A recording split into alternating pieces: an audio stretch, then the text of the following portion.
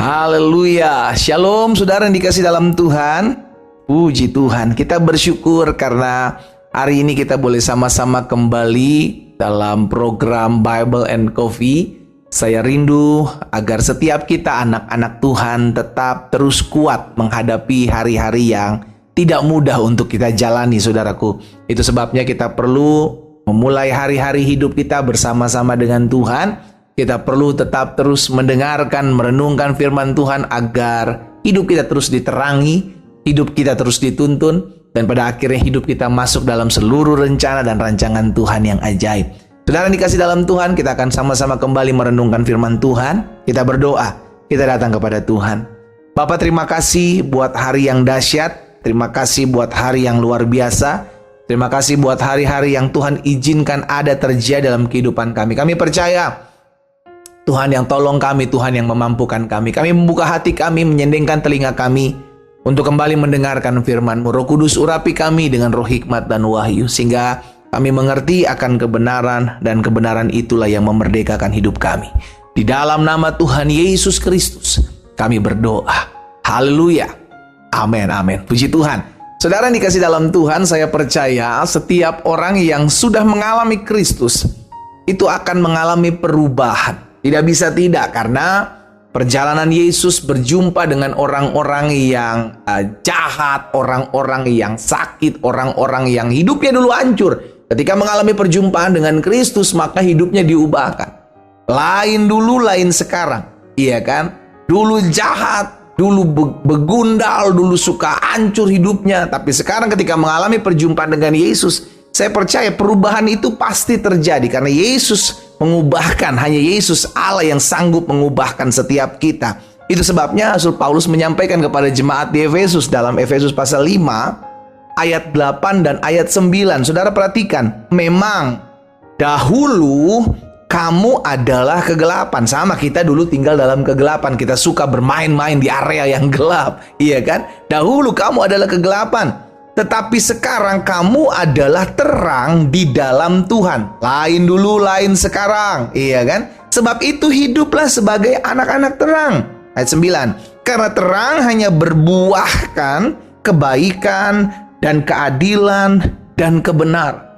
Rasul Paulus mengingatkan juga kepada setiap kita, saudaraku, bahwa dulu hidup yang hancur, dulu hidup yang tinggal dalam kegelapan, ketika mengalami perjumpaan dengan Tuhan, ketika mengalami terang, maka kita menjadi anak-anak terang. Ada perubahan dari gelap kepada terang.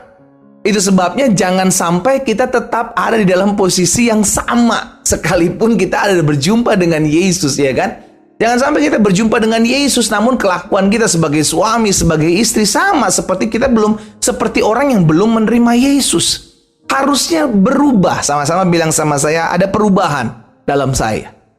Amin. Ada perubahan dalam kehidupan orang percaya ketika dia mengambil keputusan untuk menerima Kristus. Baik seorang perempuan yang kedapatan tangan berzina tidak dihukum oleh Yesus, saudaraku, tetapi mengalami kasih Tuhan, maka hidupnya diubahkan. Seorang pemungut cukai yang terkenal bernama Zakheus, saudaraku, mengalami perubahan, menjadi melayani Tuhan, bahkan mengikut Kristus. Dan banyak pribadi-pribadi yang diubahkan oleh Yesus ketika mengalami perjumpaan dengan Yesus. Perempuan yang ada di sumur Yakub, ya kan, perempuan Samaria, saudara dikasih dalam Tuhan, mengalami perubahan. Ada banyak pribadi yang mengalami perubahan. Demikian pula setiap kita yang mengambil keputusan untuk mengikut Yesus. Dulu kita tinggal dalam kegelapan, namun ketika kita mengalami terang Kristus, terang yang ajaib, harusnya kita mengalami berubah menjadi anak-anak terang. Karena kita katakan, terang hanya berbuahkan kebaikan, keadilan, dan kebenaran. Roma pasal 6 ayat 17. Paulus juga sampaikan kepada jemaat di Roma, syukur kepada Allah, dahulu memang kamu hamba dosa, tetapi sekarang kamu telah dengan segenap hati telah mentaati pengajaran yang telah diteruskan kepadamu. Lihat, ada perubahan. Dahulu adalah hamba dosa, namun sekarang telah mentaati pengajaran akan firman Kristus. Dulu hamba dosa, sekarang hamba kebenaran. Dulu hamba setan, sekarang menjadi hamba Tuhan. Ada perubahan. Demikian pula diikuti dengan perubahan kelakuan, perubahan sikap, perubahan karakter, yang pada akhirnya orang melihat dan mempermuliakan nama Tuhan. Amin, saudara. Itu sebabnya saya mengajak setiap umat Tuhan, yuk kita koreksi diri kita, kita cek diri kita masing-masing. Sudahkah kita mengalami perubahan ketika kita mengalami perjumpaan dengan Yesus? Oke, kalau kita berubah, apakah perubahan kita signifikan? Atau perubahan kita stuck? Ya kan, kalau ada di posisi 0 mungkin kita cuma di 1 terus, nggak maju-maju, nggak naik ke 2, nggak naik ke 3, nggak naik ke 4. Harusnya mengalami perubahan setiap hari, setiap waktu, karena firman Kristus yang kita dengarkan setiap hari, saudara dikasih dalam Tuhan, akan menimbulkan iman. Setiap kali kita mendengarkan kebenaran, kita jadi tahu apa yang harus boleh saya lakukan dan apa yang tidak boleh saya lakukan. Karena firman itu yang bisa membuat kita jadi berbeda. Dia memberikan kita terang. Firman-Mu pelita bagi kakiku dan terang bagi jalanku. Saudara yang dikasih dalam Tuhan.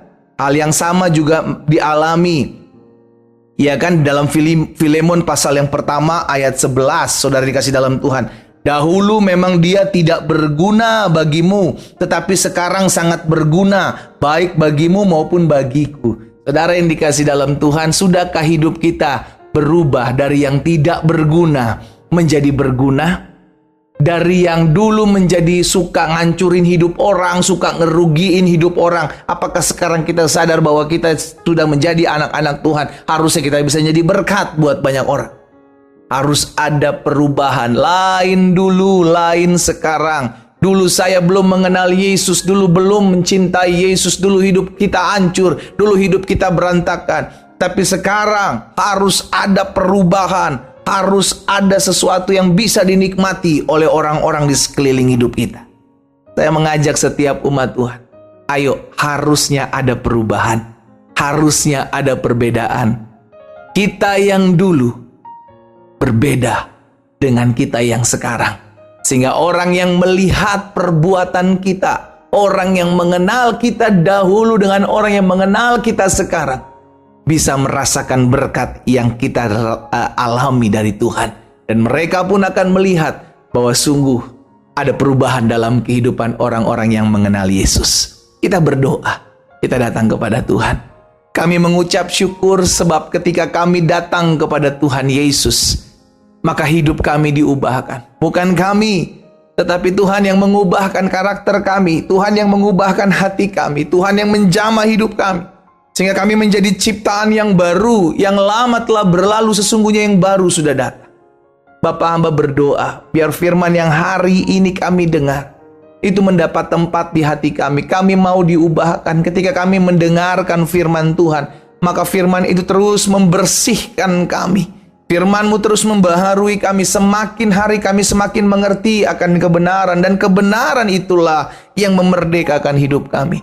Hamba berdoa buat setiap umat Tuhan dimanapun mereka berada, ya Tuhan, sehingga setiap mereka bertumbuh dalam pengenalan akan Tuhan. Setiap mereka semakin hari semakin mengasihi Tuhan, karena ketika kami datang kepada Yesus, kami menjadi pribadi yang diubahkan. Lain dulu, lain sekarang. Kami yang dahulu berbeda dengan kami yang sekarang. Kami yang dulu tinggal dalam kegelapan. Kami yang dulu adalah hamba dosa. Tuhan, ubahkan hidup kami sekarang menjadi hamba kebenaran, menjadi anak-anak terang, dan hidup kami mempermuliakan nama Tuhan. Hamba berdoa buat juga yang sakit dijamah dan disembuhkan Tuhan, sebab ada tertulis, disampaikan firman, disembuhkan mereka. Di dalam nama Tuhan Yesus Kristus hamba berdoa. Berkat-Mu ada atas masing-masing kami, Tuhan. Haleluya. Amin.